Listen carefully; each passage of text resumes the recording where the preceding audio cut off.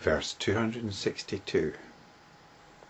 The I, form, light, space and attention. Out of this combination there is the birth of consciousness in people.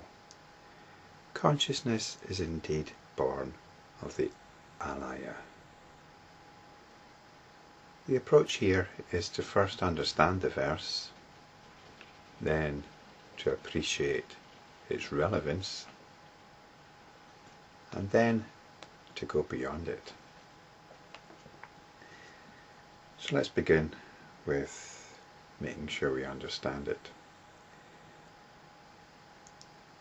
We've got this list here, and it's quite an interesting list.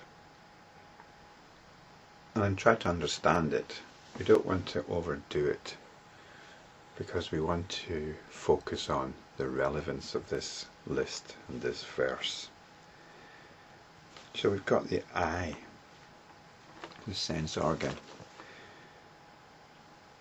The I perceives forms, and these forms are only visible with the help of light. And we can only distinguish such forms if there's space. And fundamental to all of that is the attention, because if the attention is not on the forms, they will not be distinguished, they will not be discriminated.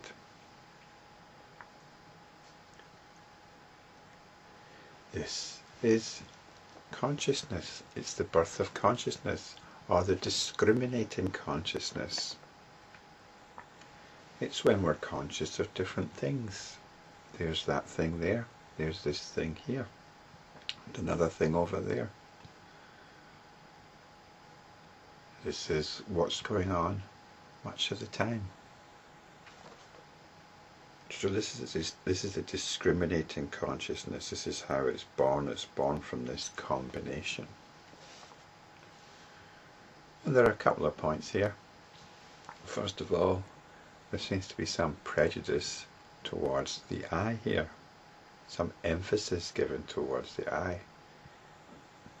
We could apply a similar analysis to the ear.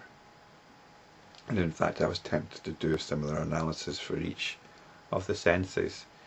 But again, I think this was taken a bit too far. This is taking understanding a bit too far. It is quite an interesting exercise though, isn't it? I think one reason we can focus on the I or have this prejudice towards the I is because the I, more than any of the other senses, is what takes us out there. It's what predisposes us to believing in something out there. The other senses tend to be more intimate. And I think this is the appeal of music, which is of course dependent on hearing.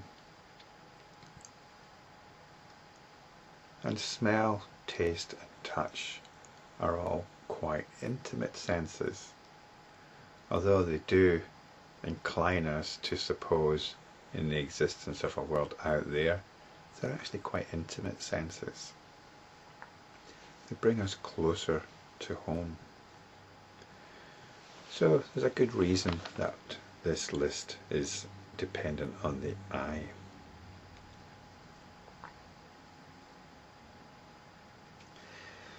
Okay, so this is fine. What's the relevance of this analysis? Well, it's rather like realizing that what you're looking at right now is nothing more than pixels on a screen. That's the reality of what you're looking at. Pixels on a screen. And these are a lot less interesting than the story that these pixels are conveying. So this is the idea.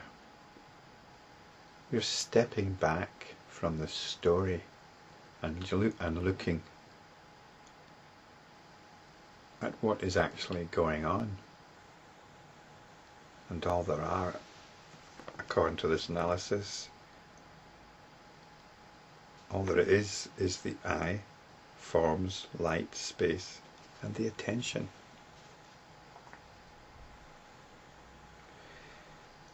And we've got this last phrase, consciousness is indeed born of the Alaya.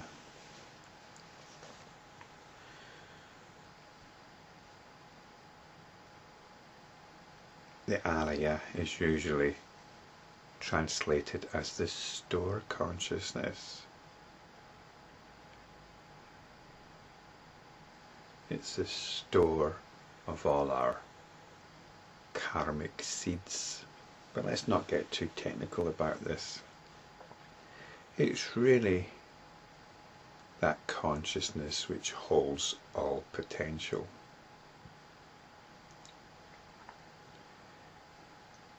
It's really awareness itself, and all those things that awareness is inclined to identify with, which is basically everything. Anything or everything. In this context, though, the Alaya is really pure awareness. It's the attention itself, when the attention is not being diverted to various forms.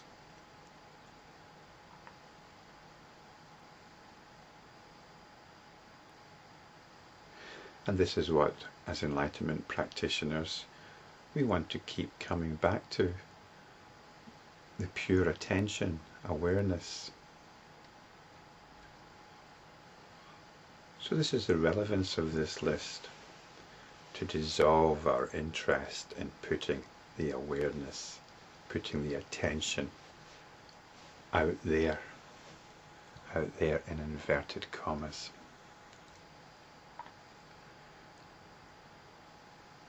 We project an out there. So this is all well and good, and you might think, if you've hung in with me so far, that this makes some kind of sense. You might even be able to apply what I've been saying. But there's more going on. There's more going on. It isn't just about what we sense. Because once you've manage to step back from that, you'll find something else going on. What really attracts our attention is our thoughts. You close your eyes, you try to meditate, or you're trying to fall asleep, or you're about to fall asleep, or you've just woken up. What's happening is the mind is looking for mental images to attract the attention. And this is usually going to be in accordance with our underlying mood. Now we're talking. Now we're talking. This is where we really have to start working. There's an underlying grasping going on. The attention is flailing around, looking for something to hang on to on quite a fundamental level. And this is really the level that we need to be working on. We need to be examining, or at least observing, what mental images our attention is being diverted to.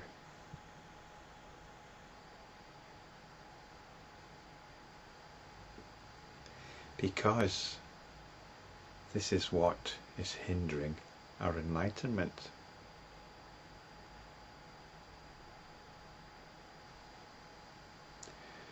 We're really working at a level now where we can actually reprogram our own mind.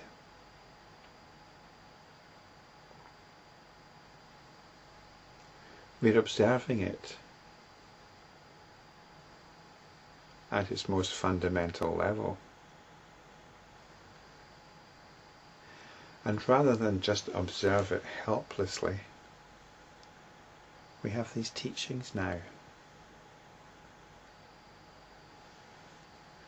We have the teachings of the Buddhas.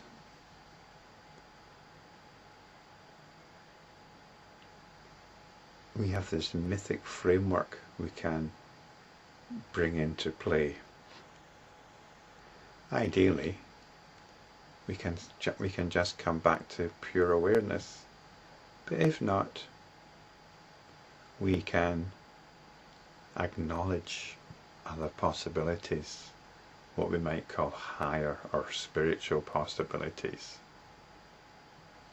And that's what we can start relating to, rather than the habitual mood patterns, the habit patterns of our attention.